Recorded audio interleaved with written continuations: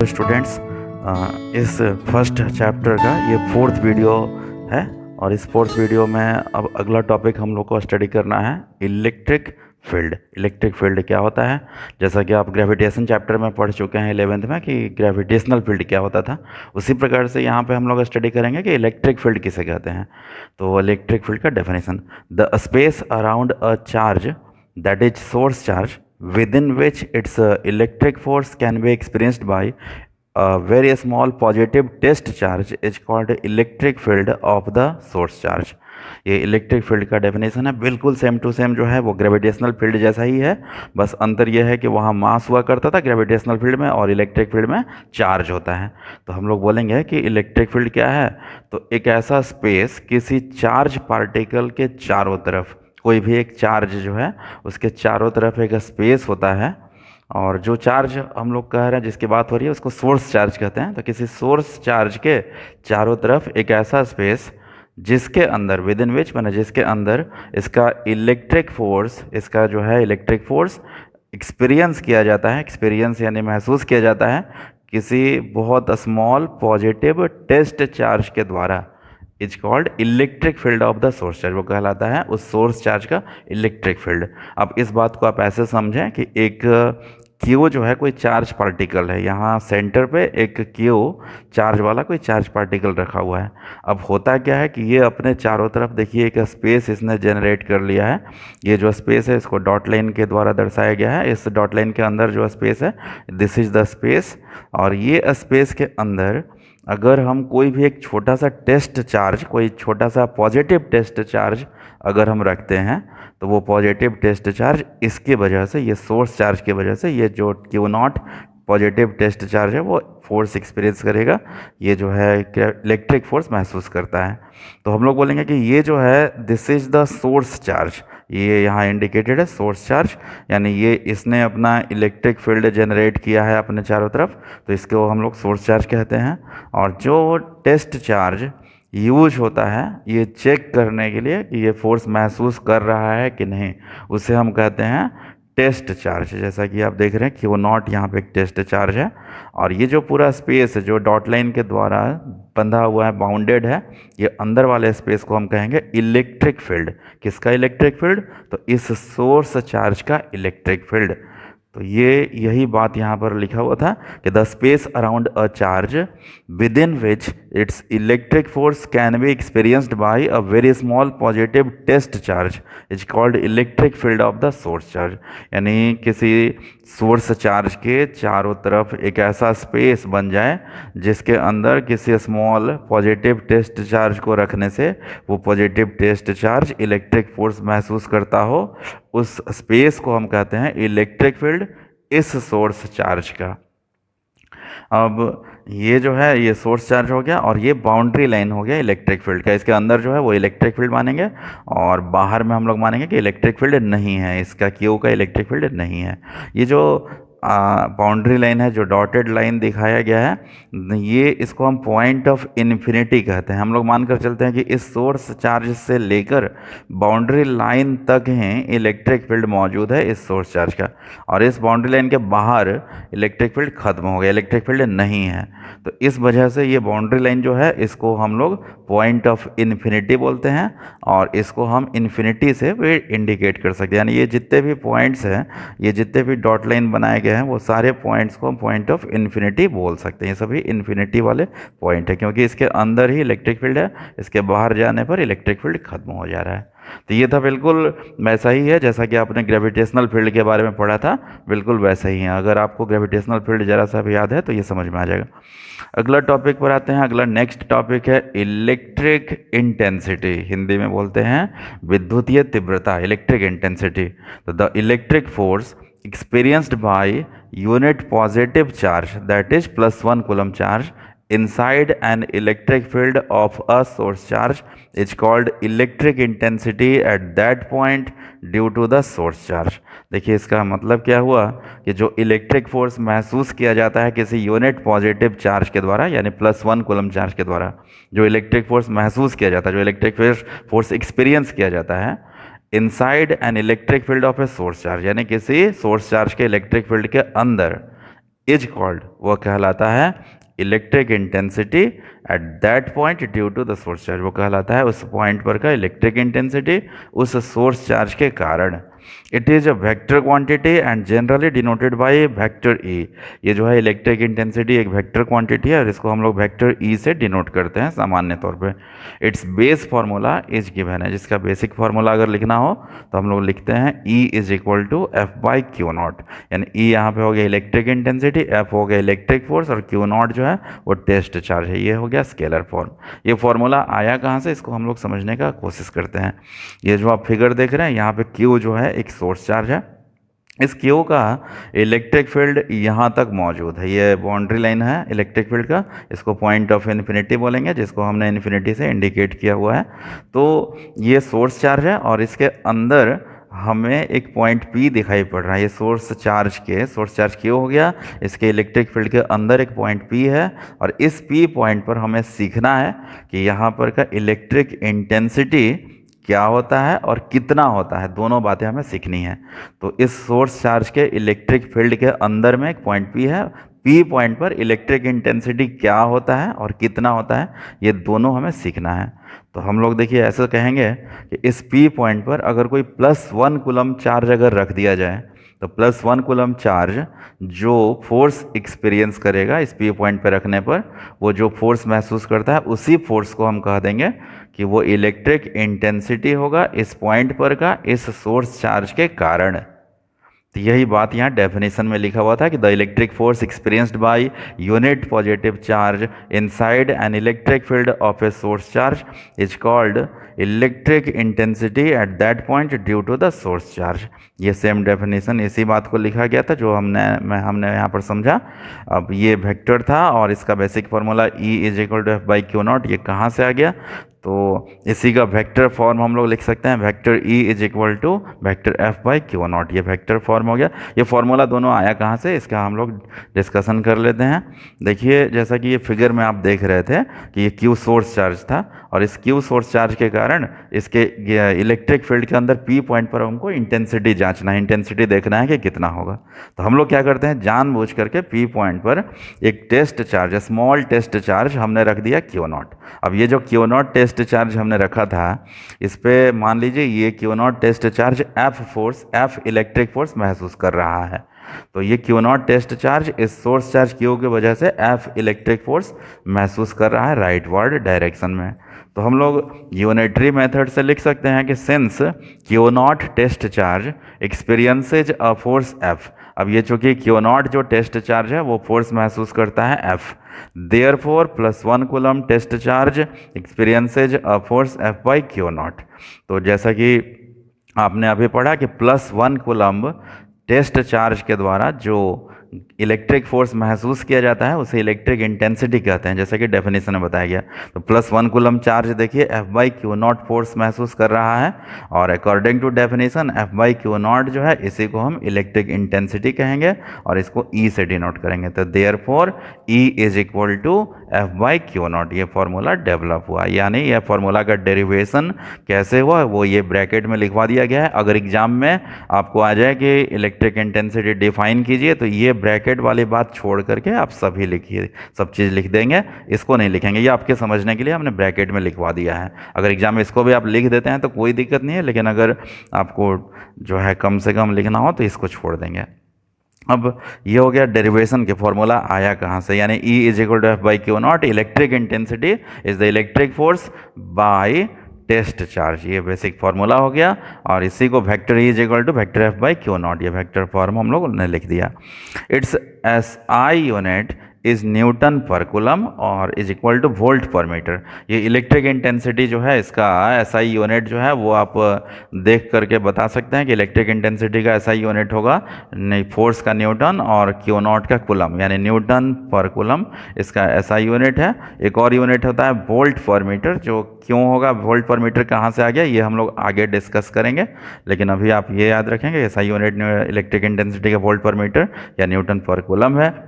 It's dimensional formula is given as, इसका dimensional formula अगर हमें कैलकुलेट करना है तो सबसे पहले बड़ी ब्रैकेट में वेक्टर ई लिख देंगे, ई लिख देंगे विदाउट वेक्टर नोटेशन ई, और ई का बेसिक फार्मूला हम लोग अगले स्टेप में लिख देंगे F by Q not. Force के लिए डायमेंशनल फार्मूला हम लोग लिखते हैं M L T to the power -2, Q not यानी चार्ज के लिए लिखेंगे आई टी, सॉल्व करके आएगा M L T to the power -3 I to the power -1।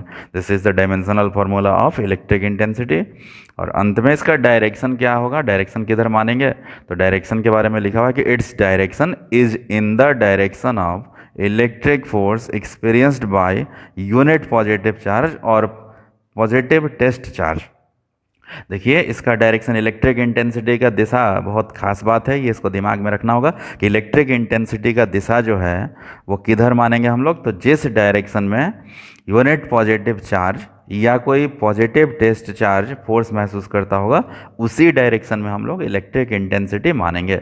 जैसा कि इस फिगर में आप देखें कि ये वाले फिगर में यहाँ पर P पॉइंट पर अगर हमको इंटेंसिटी का डायरेक्शन जांचना है तो यहाँ P पॉइंट पर हम लोग एक टेस्ट चार्ज Q0 हमने रख दिया, और अगर ये Q0 टेस्ट चार्ज जो है वो अगर राइटवर्ड फोर्स महसूस कर रहा है, राइटवर्ड F फोर्स अगर ये एक्सपीरियंस कर रहा है, तो हम लोग समझेंगे कि यहाँ पर पॉइंट P पर इलेक्ट्रिक इंटेंसिटी का डायरेक्शन होगा अलॉन्ग वेक्टर OP, यानी O से P की तरफ इलेक्ट्रिक इंटेंसिटी का डायरेक्शन होगा। अगर ये सोर्स चार्ज एक नेगेटिव चार्ज होता तो यहाँ पे इलेक्ट्रिक इंटेंसिटी सोच लीजिए कि क्या होगा, इलेक्ट्रिक इंटेंसिटी का डायरेक्शन मैग्नीट्यूड इलेक्ट्रिक इंटेंसिटी का इतना ही रहेगा। अगर ये -Q चार्ज हो तो इंटेंसिटी का मैग्नीट्यूड इतना ही लिखेंगे, E is equal to F by Q naught.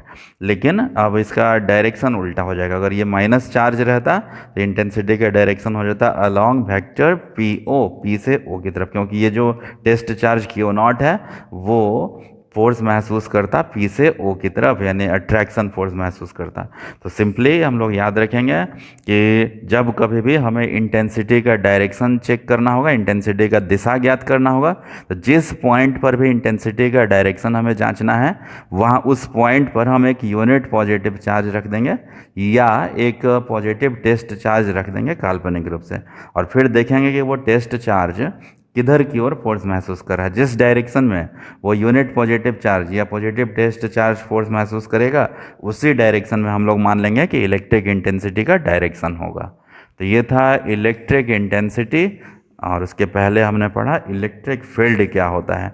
ये दोनों टॉपिक्स जो हैं आप देखिएगा, अगर आप ग्रेविटेशन पढ़े हुए हैं तो ग्रेविटेशन में ग्रेविटेशनल फील्ड और उसी प्रकार से ग्रेविटेशनल इंटेंसिटी जो पढ़ाई हुआ था बिल्कुल उसी जैसा मिलता जुलता है, आप जो है चेक कर सकते हैं।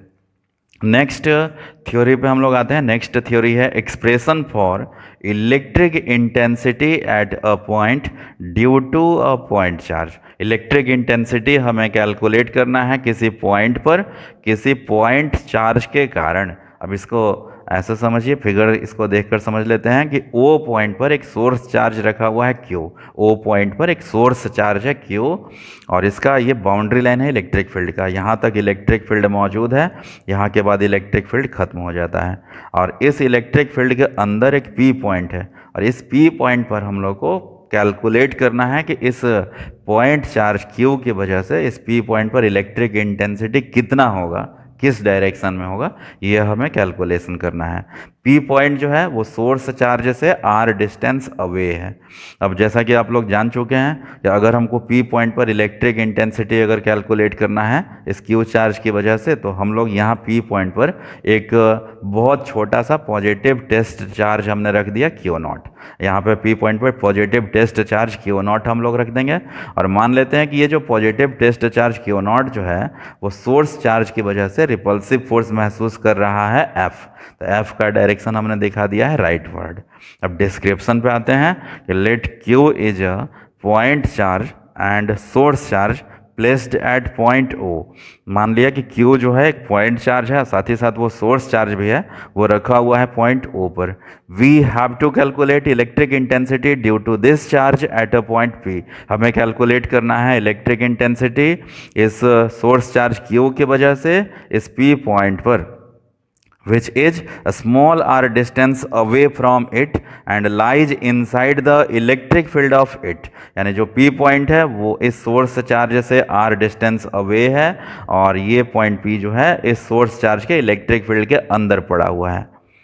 आगे ये लिख दिया गया, for this calculation we keep a very small positive test charge Q not at point P। इस कैलकुलेशन के लिए हम लोग ऐसा करते हैं कि एक बहुत छोटा सा small positive test charge Q not को हमने रख दिया पॉइंट P पर। तो P पॉइंट पर हम लोग जानबूझ करके एक test charge, positive test charge Q not हम लोग यहाँ पे प्लेस कर देते हैं। अब now electric force experienced by Q, electric force exerted by, माफ कीजिएगा गलत बोल गया मैं, अब यहाँ शुरू से, now electric force exerted by Q on Q not is given as.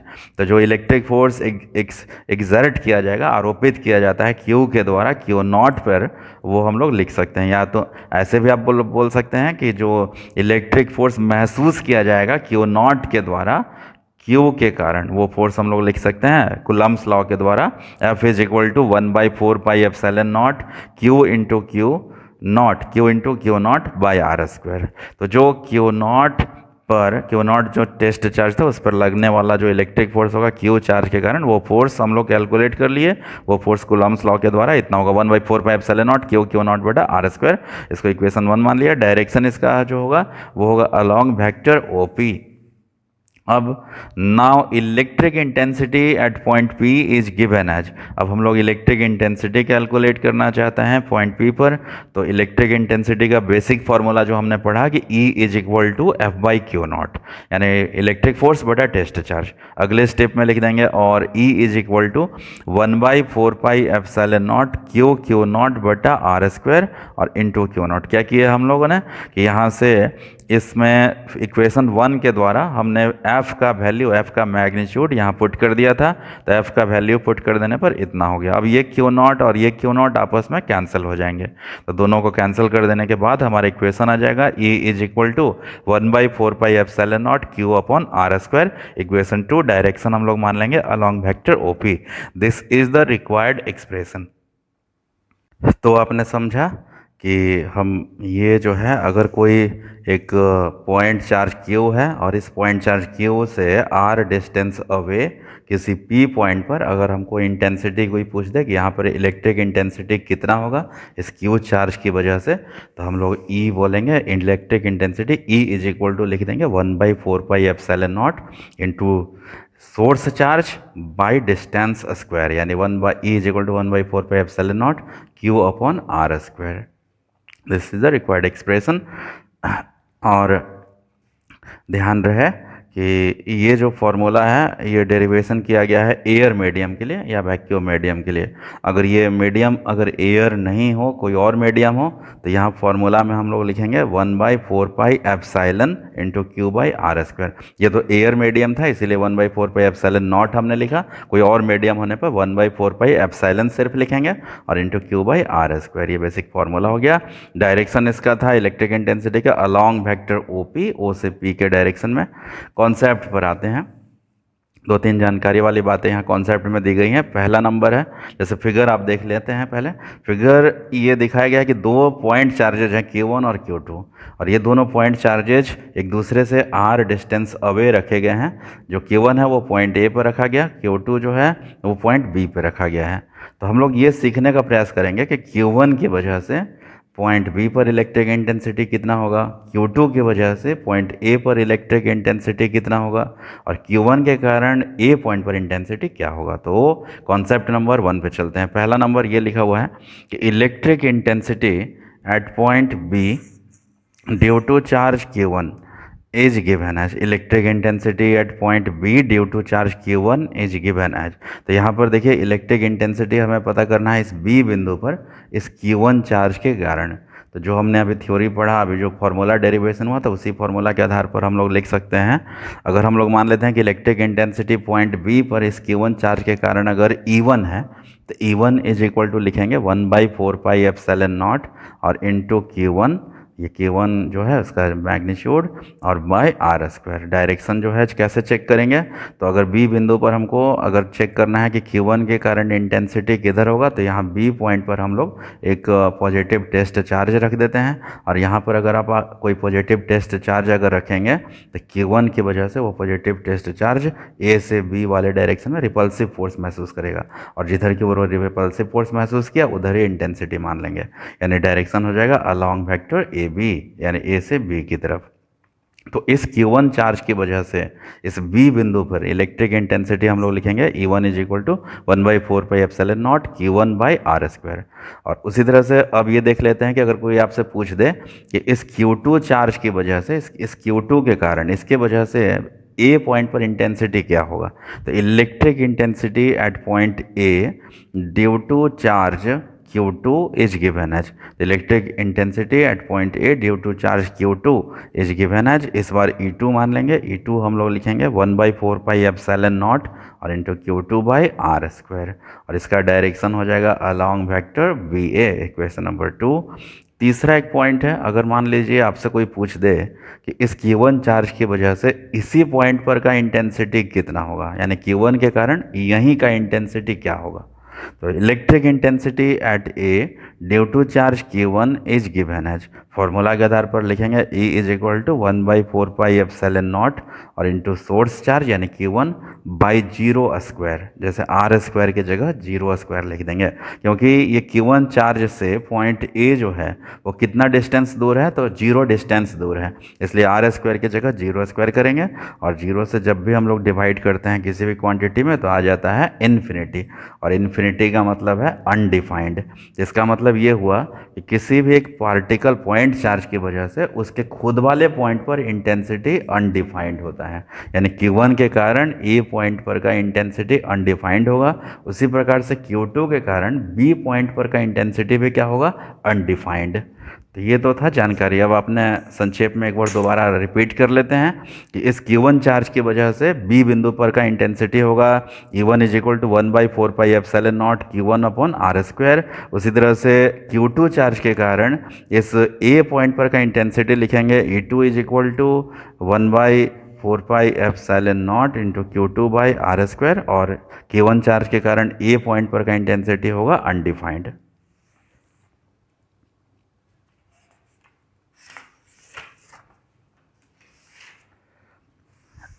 अगले थ्योरी पे आते हैं हम लोग। अगला थ्योरी देखिए, लॉन्ग क्वेश्चन है, फॉर्मूला डेरिवेशन है, expression for electric intensity at the axis of a uniform charged ring. यानी हमें देखिए इस बार क्या पढ़ना है कि कोई एक ये चार्ज यूनिफॉर्म चार्ज्ड रिंग है कोई, और इसका रेडियस r है, इस पर total q charge uniformly distribute है। इसमें फिगर में दिख नहीं रहा, हम लोग मान लेते हैं कि टोटल चार्ज यहाँ पे q है, जैसा कि यहाँ पे मैं लिख देता हूँ।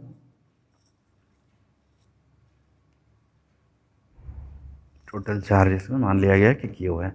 अब इस चार्ज्ड रिंग के कारण हमें देखिए स्टडी करना है कि इस चार्ज्ड रिंग के कारण इसके एक्सिस पे मौजूद p पॉइंट पर इंटेंसिटी, इलेक्ट्रिक इंटेंसिटी कितना होगा और कौन से डायरेक्शन में होगा, ये हमें कैलकुलेट करना है। तो ये एक लॉन्ग क्वेश्चन है, आमतौर पे ये एग्ज़ाम में आता नहीं है, लेकिन फिर भी मैं थ्योरी में सिलेबस में है तो मैं इसका डेरिवेशन बता देता हूँ, लेकिन आमतौर पर ये सब एग्ज़ाम में नहीं आते हैं। लेकिन देख लेते हैं डेरिवेशन।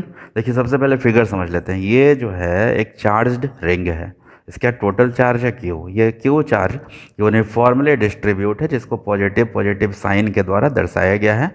ये पॉजिटिव साइन के रूप में समझिए कि पॉजिटिव चार्ज डिस्ट्रीब्यूट है पूरे इस रिंग के सतह पे, और टोटल चार्ज का मैग्नीट्यूड Q है, और इसके कारण इसके सेंटर से R डिस्टेंस अवे, इसके सेंटर से x डिस्टेंस अवे हमें इसके एक्सियल पॉइंट P पर, इसके एक्सेस वाले पॉइंट P पर इलेक्ट्रिक इंटेंसिटी कैलकुलेट करना है। यहाँ पे OP इज इक्वल टू माना गया है x, और इसी तरह से इसका रेडियस OA या OB इज इक्वल टू माना गया है r। तो देयरफॉर AP हो जाएगा √r² प्लस x² और BP हो जाएगा √r² प्लस x²। शुरू करते हैं डिस्क्रिप्शन से पहले इसका विवरण। let there is a uniform charged ring of radius r on which charge q is uniformly distributed on it as shown in figure. मान लिया कि एक यूनिफॉर्म चार्ज रिंग है जिसका रेडियस है आर, जिस पर कि टोटल चार्ज क्यू जो है वो यूनिफॉर्मली डिस्ट्रीब्यूटेड है इस पर, जैसा कि फिगर में दर्शाया गया। We have to calculate electric intensity that is filled due to this ring at point P, which is x distance away from the center of the ring and lies on the axis of the ring। हमें इस ring के कारण इसके axial point P पर electric intensity पता करना है, और इलेक्ट्रिक इंटेंसिटी जिस P पॉइंट पर पता करना था वो P पॉइंट इसके सेंटर से x डिस्टेंस अवे है। अब यहाँ अगले पैराग्राफ में आते हैं। For this calculation we consider two diametrically opposite elements dl and dl of the ring at points A and B।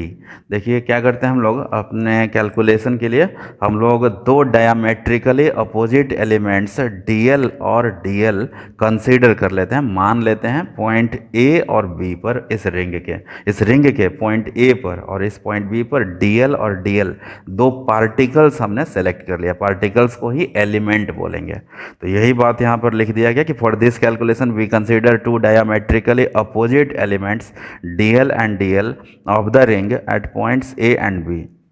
Let charge on these elements are dq and dq।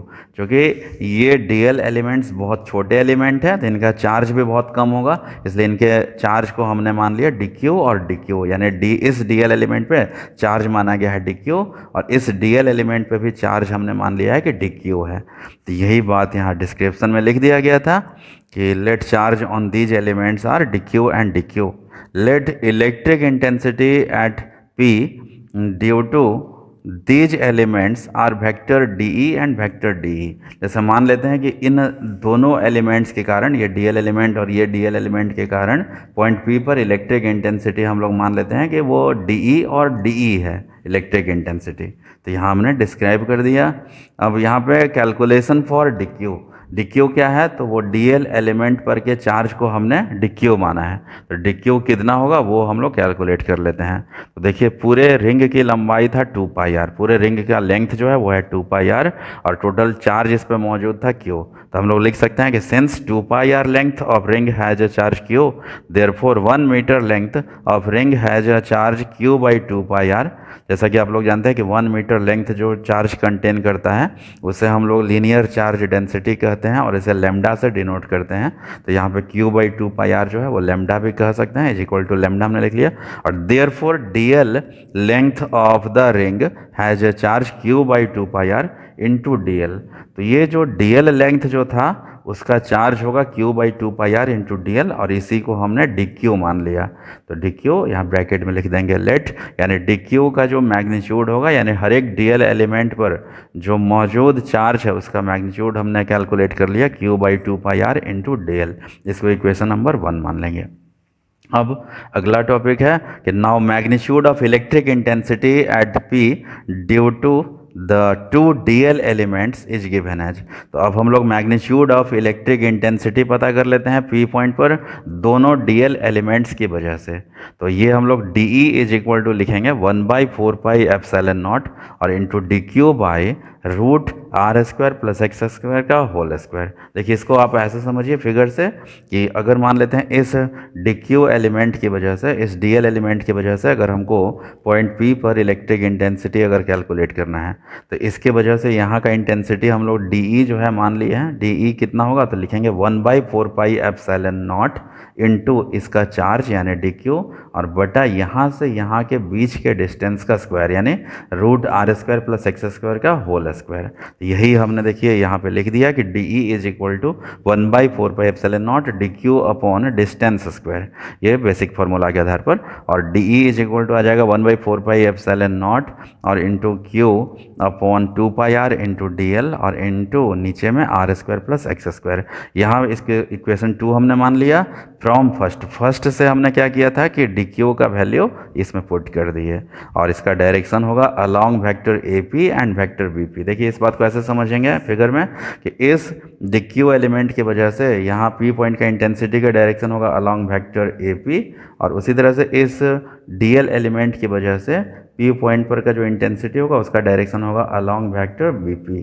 तो ये दोनों डी, ये वाला DE और ये दो D, इन दोनों elements की वजह से इंटेंसिटी का मैग्नीट्यूड तो सेम होगा लेकिन डायरेक्शन दोनों का अलग अलग है, इसलिए दोनों डायरेक्शंस हमने यहाँ पे लास्ट में लिख दिया है कि along vector A P and vector B P. तो ये दो एलिमेंट्स जो हमने सेलेक्ट किया था उन दोनों की वजह से पॉइंट पी पर इंटेंसिटी का मैग्नीट्यूड कितना होगा और डायरेक्शन क्या होगा वो हमने पता कर लिया। Now we resolve vector D and vector D in components. अब हम लोग आगे ये करते हैं कि वेक्टर डी और वेक्टर डी को कंपोनेंट में रिजॉल्व कर देते हैं, कंपोनेंट में तोड़ देते हैं। आप इसको ऐसे देखकर समझ लें कि ये जो है डी जो वेक्टर था इसका ये हॉरिजेंटल कंपोनेंट जो होगा वो होगा डी कॉस थीटा और वर्टिकल कंपोनेंट होगा डी साइन थीटा। उसी प्रकार से इस डी वेक्टर का जो हॉरिजेंटल कंपोनेंट है थीटा वाले डायरेक्शन में वो है डी कॉस थीटा और वर्टिकल डाउनवर्ड हो जाएगा डी साइन थीटा। तो हम लोग जब इन दोनों डीज को, इस डी को और इस डी को कंपोनेंट में जब रिजॉल्व करते हैं तो हम लोग देखते हैं कि ये जो वर्टिकल कंपोनेंट्स है डी साइन थीटा और डी साइन थीटा वे एक दूसरे को कैंसिल कर देते हैं, और जबकि ये जो हॉरिजेंटल कंपोनेंट्स हैं डी कॉस थीटा और डी कॉस थीटा वो सेम डायरेक्शन में होंगे तो ऐड अप हो जाएंगे, आपस में ऐड हो जाएंगे। तो यही बात अगले पेज में फिर लिखा हुआ था, now we resolve vector D, यहाँ लास्ट में now we resolve vector D and vector D in components we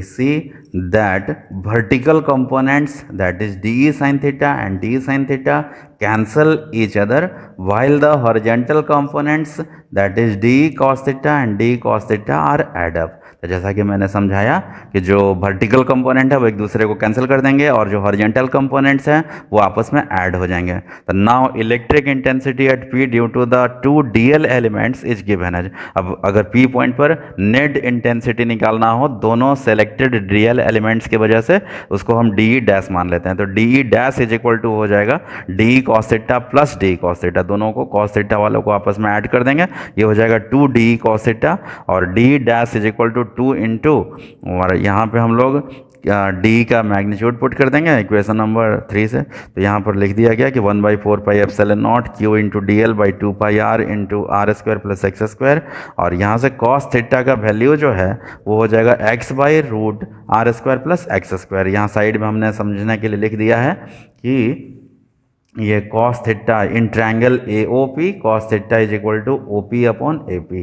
तो यहाँ पे D dash is equal to हो जाएगा 2 को पहले की तरह मेंटेन रखेंगे, जो पिछले स्टेप में था 2 था वो आगे रहेगा, और इस डी का वैल्यू पिछले इक्वेशन से हम लोग पुट कर देंगे और कॉस थीटा का value X by root R square plus X square लिख देंगे। और इसके बाद ये 2 और ये 2 आपस में कैंसिल कर दिया गया, ये दोनों 2 को कैंसिल कर दिया गया आपस में। तो डी डैश हमारा जो है वो आ गया 1/4 pi epsilon not Q into X into D L बटा पाई आर और into R square plus X square to the power 3/2। Direction है अलॉन्ग वेक्टर ओपी, इसको हमने इक्वेशन नंबर 3 मान लिया। अब अभी ये जो इलेक्ट्रिक इंटेंसिटी कैलकुलेट हुआ वो 2 डीएल एलिमेंट्स की वजह से हुआ। अब हमें पूरे रिंग के कारण पॉइंट पी पर का इंटेंसिटी कैलकुलेट करना है। तो now electric intensity at P due to the whole charged ring is given as. तो पूरे रिंग के वजह से अगर इलेक्ट्रिक इंटेंसिटी आपको कैलकुलेट करना हो तो उसके लिए आप क्या करेंगे कि डी डैश को इंटीग्रेट कर देंगे सुटेबल लिमिट लेकर के। तो ई resultant intensity due to the whole ring हम लोग ई मान लेंगे, ई इज इक्वल टू लिख देंगे integration D E dash. Integration कर दिया जाएगा डी डैश का कहाँ से कहाँ तक, तो 0 से लेकर पाई आर तक। वैल्यूज पुट करेंगे, डी डैश का value 1/4 pi epsilon not Q into X by pi R into R square plus X square to the power 3/2 into D L. और डी एल यहाँ पे वेरिएबल होगा, बाकी सब constant है। डी एल का जो लोअर लिमिट है वो है 0 और डी एल का हायर लिमिट होगा पाई आर। और इस तरह से 0 से पाई आर तक इसको इंटीग्रेट करेंगे, बाकी कांस्टेंट को बाहर हमने कर दिया। अगले स्टेप में आप देख लेते हैं कि E is equal to 1/4 pi epsilon not Q X by pi R into R square plus X square का पावर 3/2, ये सब बाहर कर दिया गया। ये बच गया इंटीग्रेशन डी एल, लिमिट है 0 से पाई आर तक। अब इसको सॉल्व करेंगे, डी एल का इंटीग्रेशन एल बन गया। अगले स्टेप में उसमें लिमिट पुट कर देंगे, एल के जगह पाई आर फिर -0, और इस तरह से ये पाई आर और ये पाई आर कैंसिल हो जाएगा। और लास्ट एक्सप्रेशन हमारा आ गया कि E इज इक्वल टू 1/4πε0 और इंटू क्यू एक्स बटा R square plus X square to the power 3/2। ये जो पिछले स्टेप में पाई आर और ये जो पाई आर था वो दोनों आपस में कैंसिल होकर इतना आ गया। तो ये हमारा पूरे रिंग की वजह से पॉइंट पी पर का इलेक्ट्रिक इंटेंसिटी का फॉर्मूला आ गया और इसका डायरेक्शन है अलॉन्ग वेक्टर ओपी। इसी को हम लोग अगर चाहें तो लैम्डा के रूप में यानी लीनियर चार्ज डेंसिटी के रूप में लिखना हो तो लिख सकते हैं E is equal to 1/4πε0 lambda into 2πr into X by R square plus X square का पावर 3/2 अलॉन्ग वेक्टर ओपी। हमने क्या चेंज किया यहाँ पे, तो जो Q था Q की जगह लैम्डा इंटू 2πr हमने लिख दिया है, बस इतना चेंज किया गया। Equations 4 and 5 represent the required expression, यानी इक्वेशंस जो है। नेक्स्ट टॉपिक आते हैं। नेक्स्ट टॉपिक है expression for electric intensity at the centre of thin uniform semi circular charged ring. यानी हमें इलेक्ट्रिक इंटेंसिटी का एक्सप्रेशन जानना है किसी thin uniform semi circular charged ring के सेंटर पर।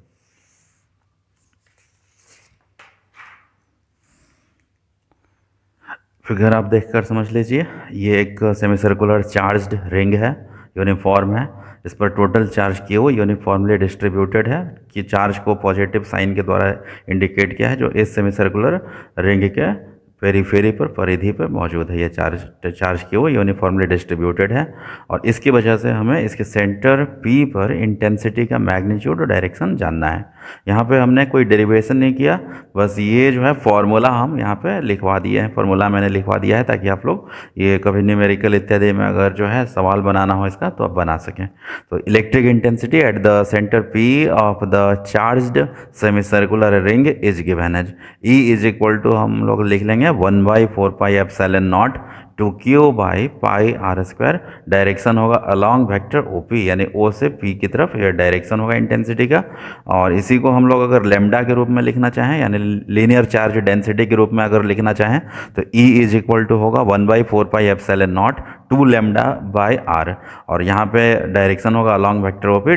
कौन क्या है, R is the radius of semi circular ring, lambda is equal to linear charge density of ring and Q is equal to total charge on the ring। तो ये formula बस मैंने derivation नहीं किया, बस फॉर्मूला हमने लिख दिया है क्योंकि ये एग्जाम में डेरिवेशन करने के लिए आता नहीं, अनावश्यक टाइम हो वेस्ट होगा और पेज भी बर्बाद होगा। इससे अच्छा है कि आप ये फॉर्मूला जान लें, कभी न्यूमेरिकल्स में या ऑब्जेक्टिव्स में अगर इस्तेमाल हो तो आप डायरेक्टली यूज कर सकते हैं। नेक्स्ट थ्योरी फिर है हमें पढ़ना है expression for electric intensity on the perpendicular bisector of a thin uniform rod on which charge Q is uniformly distributed। यानी एक थिन यूनिफॉर्म रॉड है, जैसा कि आप ये देख रहे हैं फिगर में, ये थिन यूनिफॉर्म रॉड हो गया, इसका टोटल लंबाई है L और इस पर Q चार्ज यूनिफॉर्मली डिस्ट्रीब्यूटेड है, ये लेफ्ट से राइट तक। इसके परपेंडिकुलर बाइसेक्टर पर यहाँ पॉइंट P है। इस थिन यूनिफॉर्म चार्ज्ड रॉड की वजह से P पॉइंट पर इंटेंसिटी कितना होगा वो हमें जानना है। और ये P पॉइंट जो है इस रॉड के सेंटर से R डिस्टेंस अवे है। तो देख लेते हैं इसका expression. E is equal to 1/4πε0 two Q by R into root L square plus 4R square. Direction इसका है अलॉन्ग वेक्टर OP, O से P की तरफ। और दूसरा फॉर्मूला हमने लैम्डा के रूप में लिखा, E is equal to 1/4πε0 two lambda L by R under root L square plus 4R square. और इसका भी डायरेक्शन वही अलॉन्ग वेक्टर OP है। यहाँ पे Q है total charge on the rod, उसके अलावा ये L हो गया लेंथ ऑफ द रॉड और R is equal to OP is equal to distance of point P from the centre O of the rod. तो ये हो गया किसी रॉड की वजह से उसके परपेंडिकुलर बाइसेक्टर पे इंटेंसिटी किधर होगा, कौन सा डायरेक्शन में होगा और कितना मैग्नीट्यूड होगा। अगर यही चार्ज नेगेटिव चार्ज होता तो डायरेक्शन उल्टा कर देंगे, डायरेक्शन P से O की तरफ हो जाएगा। अंतिम है relation among electric intensity, electric force and charge. Electric intensity, electric force और चार्ज के बीच में संबंध। ऑलरेडी ये रिलेशन हम लोग पहले पढ़ चुके हैं इलेक्ट्रिक इंटेंसिटी के डेफिनेशन में। तो डायरेक्टली देखिए लिख दिया गया कि the relation is given as, relation ये है कि E is equal to F by Q not, यानी electric intensity is equal to electric force by charge. और इसी को हम लोग लिख सकते हैं F is equal to Q naught into E, यानी कि electric force is equal to charge at a point into electric intensity at that point. जैसे ये फिगर आप देखकर समझें, अगर इस P पॉइंट पर अगर आपको एक चार्ज रखा हुआ है क्यू नॉट, और इस P पॉइंट पर क्यू नॉट चार्ज अगर रखा हुआ और इस P पॉइंट का इंटेंसिटी अगर E है, तो इस क्यू नॉट चार्ज पे लगने वाला फोर्स कभी कैलकुलेट करना हो तो फोर्स बराबर हम लोग लिख देंगे charge at point P into electric intensity at point P, यानी force is equal to charge at a point into intensity at that point. तो ये फोर्स, इलेक्ट्रिक फोर्स निकालने का एक और फॉर्मूला आ गया। अगर दो चार्ज्ड पार्टिकल्स एक दूसरे से r डिस्टेंस दूर रखे जाएं तो उनके बीच फोर्स कैलकुलेट करने के लिए कूलम्ब्स लॉ हम लोग इस्तेमाल करेंगे। लेकिन अगर ये किसी पॉइंट पर कोई एक पार्टिकल रखा हुआ, चार्ज पार्टिकल रखा हुआ है और उस पॉइंट का इंटेंसिटी भी पता है हमें, तो उस पार्टिकल पर लगने वाला फोर्स निकालने के लिए यह फॉर्मूला इस्तेमाल करेंगे कि F is equal to charge at point P और इंटेंसिटी एट पॉइंट P। ये फॉर्मूला हो गया फोर्स का। और अब इस फोर्स का डायरेक्शन क्या होगा, तो याद रखेंगे, if charge is positive then the force acting on it in the direction of vector. ध्यान रहे कि अगर ये जो है चार्ज पॉजिटिव चार्ज है, ये क्यू नॉट जो है अगर एक पॉजिटिव चार्ज है, तो ऐसे केस में इस पर जो है फोर्स इंटेंसिटी की दिशा में लगेगा। अगर पॉइंट P पर इंटेंसिटी राइटवर्ड होगा तो फोर्स भी राइटवर्ड एक्टिव होगा। और अगला पॉइंट ये था कि if the charge is negative then force is acting on it along opposite to the field. अगर ये Q naught charge negative charge हो तो ऐसे केस में इस पर लगने वाला फोर्स का डायरेक्शन जो है वो अपोजिट टू द फील्ड होगा। तो यहाँ पर इलेक्ट्रिक फील्ड का डायरेक्शन है O से P की तरफ, तो इस पर फोर्स लग जाएगा P से O की तरफ। यानी अगर ये Q naught charge positive charge है तो फोर्स लग जाएगा फील्ड की दिशा में, यानी O से P वाले डायरेक्शन में। और अगर ये क्यू नॉट नेगेटिव चार्ज है तो फोर्स जो है वो इलेक्ट्रिक इंटेंसिटी के, यानी इलेक्ट्रिक फील्ड के उल्टे दिशा में फोर्स महसूस करेगा ये, यानी डायरेक्शन फोर्स का हो जाएगा अलोंग वेक्टर PO।